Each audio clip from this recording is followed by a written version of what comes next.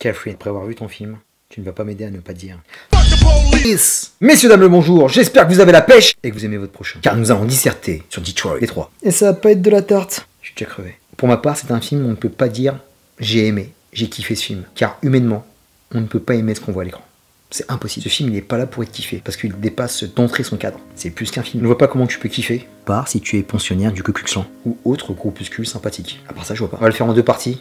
On va rester tout d'abord sur le film, et après on va sortir un peu du cadre pour vous donner mon impression personnelle. Ce film se passe en 1968 à Détroit, dans un contexte social et politique très difficile. Ce qui est très sympa, c'est qu'on a le droit à un opening très didactique, voire ludique, avec une petite animation qui nous retrace la trajectoire de la population afro-américaine. C'est rapide, efficace et divertissant. C'est le même procédé qu'avait utilisé Ben Affleck pour Argo. On part sur quelque chose de soft pour aller directement dans le dur. Tu vas pas sourire longtemps, parce que tu vas la prendre au travers de la gorge dès la première scène. Ici.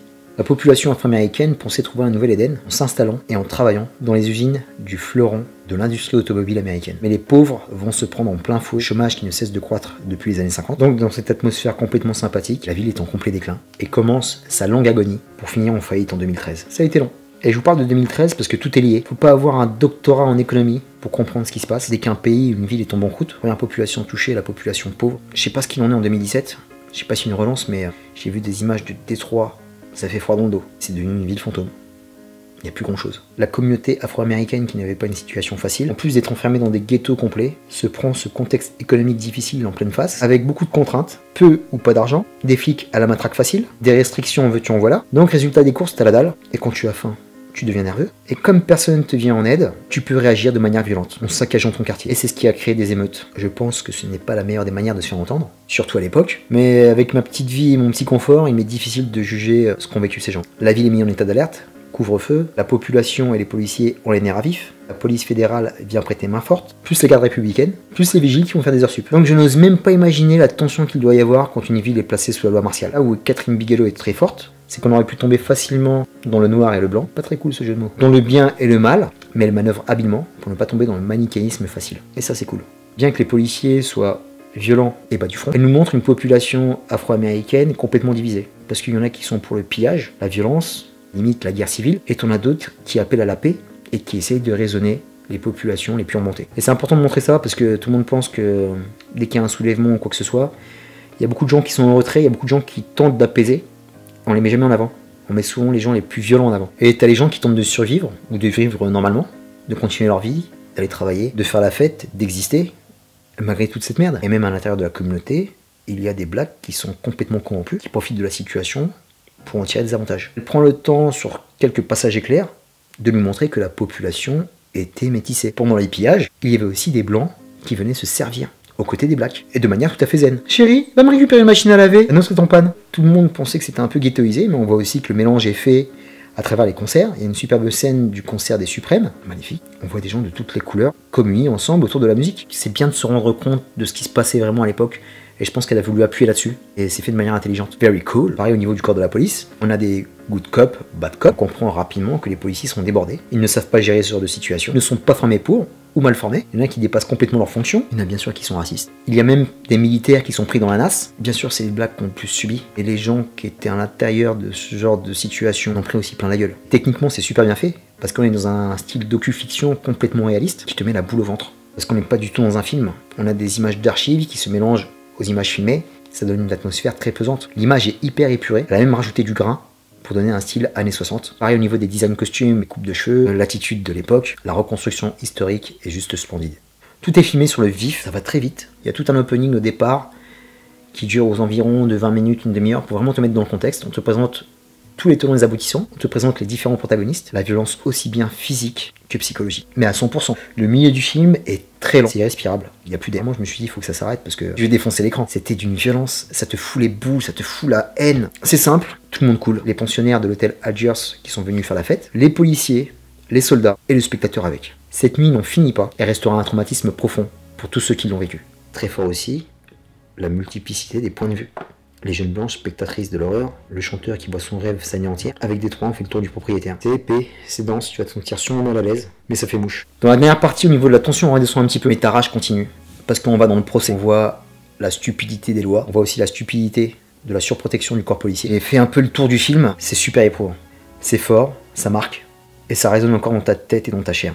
Un petit mot sur le casting. Ils ont fait le choix de ne pas prendre de tête d'affiche. Parce que le sujet le plus important, c'est ce qui se passe dans le film. C'est ce fait divers. Il n'y a pas de héros. Il y a juste des humains qui sont pris dans quelque chose qui les dépasse. Et c'est mis en relief à 100%. Un des plus connus, c'est Anthony Mackie. J'ai fait sa connaissance avec She Hates Me de Spike Lee. Robert des Bois Advice. 8 Mile. Un très bon acteur, là, Anthony. Il a toujours une petite moustache élégante. Et un qui crève l'écran, c'est Will Putler. Il était déjà prometteur et talentueux dans Maze Runner ou dans The Revenant. Mais là, pardonnez-moi l'expression, avec ce rôle de fils de pute de flic, il vient de faire exploser sa carrière. C'est un truc de dingue. Il est juste extraordinaire. Pas extraordinaire, genre tu kiffes ce qu'il fait. Extraordinaire parce qu'il te fout la haine comme personne. Quand tu le regardes agir, t'as envie de le buter. Et c'est là qu'on reconnaît le talent d'un acteur. Quand il est à 100% dans son personnage. Par contre, mon jeune pote Will, je te mets en garde contre les fanatiques. Parce qu'après la performance que tu viens de faire, il va être très difficile de sortir de ton appartement serein. Je mets ma main à couper que tu vas recevoir quelques menaces que tu as fait. Au niveau de l'acting, c'est surpuissant. Je te félicite, même si c'était un rôle d'enculé. Donc mon poteau, il va falloir renforcer ton dispositif garde du corps, je te le dis direct. Il y a aussi John Boyega, il confirme tout le bien que je pense de lui depuis tout jeune. Il te tord la gorge. On le sent investi et on le sent super honnête dans son rôle. Donc beaucoup pioché dans les séries télé, le sublime John Krasinski de The Office, Anna Murray de Skins et Game of Thrones, Caitlin Dever de Justified, le très bon Chris Chalk de Homeland et de Gotham, et le très charismatique Gwenga Akinagbe. Yes, je l'ai dit du premier coup. Que j'avais kiffé dans The Wire, 24 followers, un très bon acteur. Vraiment, le directeur de casting a fait un bon taf parce que c'est tous des acteurs qui sont au niveau, au top. Place une pour Catherine. Je suis amoureux de ton cinéma et je suis amoureux aussi de ta personne. Tu as peut-être pris de l'âge, mais tu es une charmante vieille peau. Et j'aimerais bien que tu me tabasses. Tu comptes parmi mes meilleurs réals parce que tu as fait 2 films qui ont compté beaucoup dans ma vie. Peut-être un des meilleurs films de l'univers, Point Break, et Strange Days, un des meilleurs films des années 90. Et il y a eu un gros virage politique dans ta carrière et que tu t'es tourné sur un cinéma beaucoup plus difficile et sérieux, avec Des Mineurs et Zero Dark Thirty.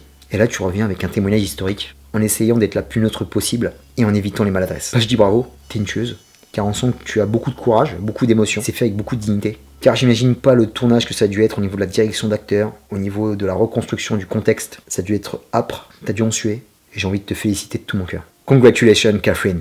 Un exercice réussi. J'en place une rapidement par mon ressenti personnel. Je compte pas faire de la politique, mais je parle juste en tant qu'être humain. Dans mon mini grand âge, il m'est de plus en plus difficile de voir ce genre de film. Car la mémoire nous joue des tours, on a tendance à refouler ce qui se passe à l'extérieur de chez nous. On est dans l'histoire, on est dans des faits qui nous sont proches, donc tu ne peux être que touché. Certes, ce genre de fait existe un peu moins à notre époque, mais le moins ne sera jamais assez. Je me dis à chaque fois, non, on n'y va pas, mais j'y vais quand même, parce que c'est important de les voir. Mais en sortant de la salle, comment j'ai la rage. Je suis déprimé, j'ai le mort, et je me dis sincèrement qu'on est la pire des races de l'univers, en attendant l'arrivée des extraterrestres. Quand vous voulez les gars, hein. Mon sabre laser est prêt. Sérieux, je suis fatigué de tout ça. J'ai envie que tous ensemble, on vive comme des bisounours, être bien avec mon voisin, quel qu'il soit. Peu importe ses origines, peu importe sa religion, peu importe ce qu'il est, de se respecter. Tu vois ce genre de choses abjectes qui arrivent, t'as la gerbe.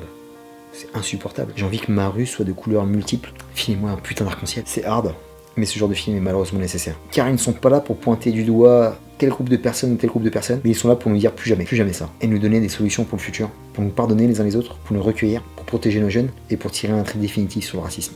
Et penser tous ensemble les plaies du passé. Never forget. Quand je vois ça, je ne vise pas que les États-Unis. Ce genre de fait arrive dans pas mal de manifestations, pas mal d'émeutes. Je pense aux événements de la place Tahrir.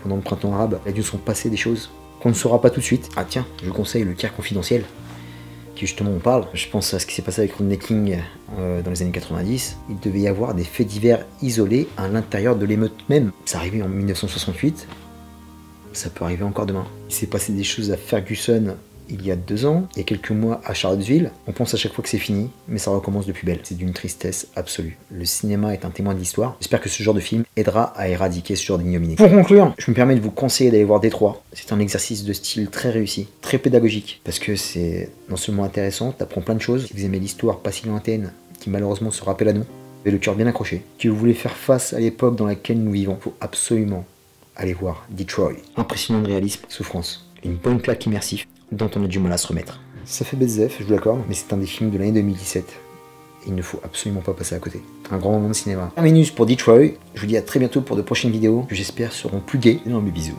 Restez zen. Carpe diem. C'était Robert des Bois Chronicles. Peace. À tous les habitants de Détroit. Gardez la foi.